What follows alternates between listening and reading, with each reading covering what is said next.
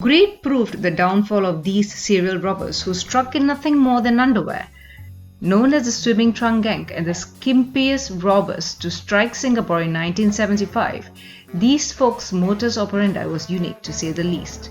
They would first meet up dressed normally, take a taxi to their destination and proceed to strip, leaving nothing but swimming trunks on. Then they would strike, breaking into homes and robbing families at knife point.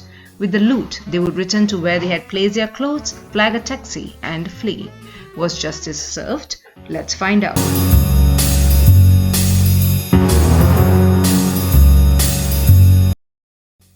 From 1973 to 1975, a wave of robberies struck Singapore, perpetuated by an unusual, skimpy gang of criminals. A group of four Malay men, Suhaimi Harith, Khalil Muhammad, Wasan Sakibu and Wagiman Abdullah, would target and rob houses in nothing but swimming trunks. For 30 months, the SwimmingTrunk Gang, as they were called in the press, pulled off more than 500 offences such as housebreaking, robbery and theft. Across their short-lived crime careers, the four amassed a loot worth $500,000. The four men would first meet up and take a taxi to their destination together. Then they will find a spot to strip down to their swimming trunks and break into their victims' houses. They then robbed the victims at knife point, though no one was killed. After looting the house, the robbers would run back to where they had hid their clothes, dress up and then flee via a taxi. The reason for wearing trunks was simple. It didn't hinder their movements and prevented victims from catching hold of them because there wasn't any clothes to grab onto.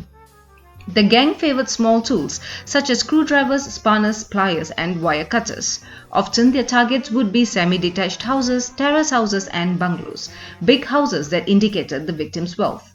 They also operated within a small time window between 2 a.m. and 4:30 a.m. Wasan would open the window louvers for the small-sized Khalil to squeeze into, who then entered the house and opened the back door for his fellow robbers to enter the house. They then would sweep the house clean of valuables, escape and sell the loot to illegal immigrants working at construction site. On July 3, 1975, the police raided Suhaimi's office and arrested him. From there, he gave away the names of his accomplices after a 24-hour interrogation. The rest were caught in a pre-dawn raid. After sentencing in late July 1975, the four men were given a total of 64 years in jail and 144 strokes of the cane. They claimed rising cost of living to be the motivation behind their robberies.